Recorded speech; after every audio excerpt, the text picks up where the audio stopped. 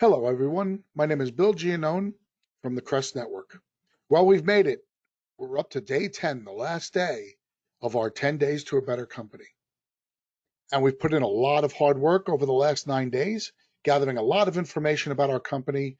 Some of it might have been very enlightening and heartening. Some of it might have been very sobering for us as well, but we've got that information. How do we make that work for us going forward? Well, that's what today's all about. We're here to talk about putting a budget together. We're going to plan for your success. When you build a budget, you plan your future. We spent 9 days analyzing our company. Now we're going to use that information and we're going to plan for the future. Most restoration companies don't believe that they can build a budget because we don't have steady, predictable business. I'm fully aware, guys, that from time to time, we might have months or even quarters that go really, really well or really, really poorly. And it's very difficult to sit there and think that you can project what you're going to do for the following year. But as with every other business, it's very important that you take this step and this effort. The most important reason why you want to do this is because when you have a plan, you have to put things in writing. You need a roadmap to follow. That is a vitally important concept for all business owners. And it's not enough to just say, well, I'm just going to do my best and see what happens. That's not a business, guys. That's going to the casino, throwing your money down on a number and watching the roulette wheel roll around. Let's not do that. Let's plan. Let's use real, valid, logical steps. Okay? Most restoration companies don't think they can do it, but they happen to be wrong. So let's give it a try. We're going to talk about 3 easy steps. We've already covered all of these. We've analyzed them already. So now predicting for the future should not be too difficult. Let's talk about our revenue. We already know how to calculate our revenue and how to look at it. We've already analyzed our slippage. So we know when we're projecting revenue for the future, we should look at what's happened in the past. Let's take out anything that would be considered an anomaly. For instance, if you got a call from a large loss and you did $1 million last year, but 200,000 of that came from one job, that would be a blessing for most of us. But let's just assume that that's not a regular part of our business.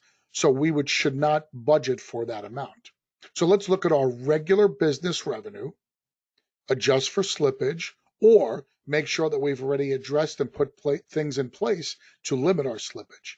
But let's put that number down as our revenue. Let's also look at what our current marketing processes are. We've talked about that in a session earlier this week. And we should have a real plan of action for our marketing. We should know what we're doing there. So our marketing should be able to give us more reasonable expectations, especially if we're stepping up our marketing. We should be able to plan for some additional growth. Next step, let's look at our cost of goods. We've already analyzed what it's costing us to do the work. If we've gotten better at that, let's budget along those lines. If we haven't, let's make sure we start addressing those processes, but put a fair amount in there, knowing what our production costs are. That's going to generate a target gross profit for us. We need to make sure as we go forward that we are executing according to our profit. That's a very important aspect. And in all of our clients that we are coaching, that is the main factor that we are guiding ourselves by when it comes to production. We're looking at gross profit margins. Finally, we want to talk about our fixed costs. We've spent a lot of time this week exploring our fixed costs. Let's make sure we set reasonable, predictable numbers for them going into next year. Now, how can we do that? We don't really know. Yeah, well, yes, we do, guys. We have a really good idea what our rents are going to be. We have a good idea from history what our utilities are going to be. Let's be fair in assessing what our insurance rates will be and talk with your broker about what reasonable premium increases will be over the next 12 months. Those are things that we can do. In terms of staffing, make commitments to yourself to limit your staff. Don't just hire people because it feels like the right thing to do. Control and limit your staff to the responsibilities and tasks that we've granted them, knowing that we've already analyzed them earlier this week. Okay, when we're all done, look at the profit projection. There'll be a dollar figure at the bottom that should go in your pocket at the end of the year. And then do everything in your power to get there. That's why we budget. We have a plan, we have a goal, we have to aim for that goal.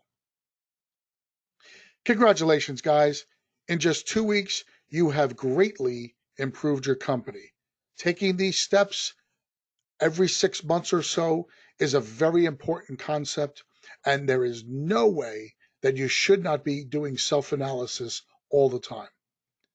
If anything from these last 2 weeks has taught you the importance of knowing your numbers, knowing your company, and being aware, I hope that that's what you've gotten out of this.